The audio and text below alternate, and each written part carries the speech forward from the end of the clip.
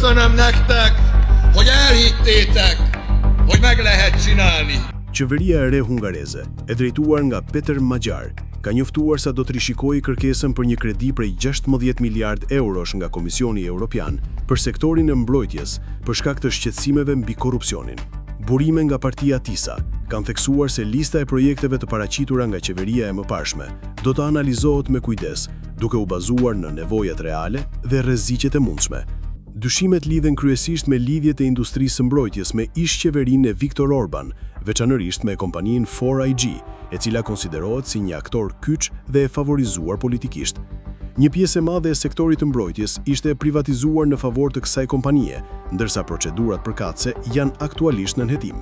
Kredia ishte pjesë e një programi të gjerë europian për forcimin e mbrojtjes, por pezullimi i saj mund të ketë pasoja serioze për 4IG, madje duke rritur rrezikun e falimentimit.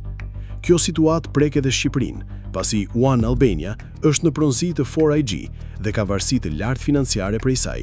Problemet e grupit MØM mund të ndikojnë negativisht në stabilitetin financiar të kompanisë dhe potencialisht edhe në sektorin bankar shqiptar, sidomos nëse vazhdojnë financimet e mëdha në kushte pasigurie.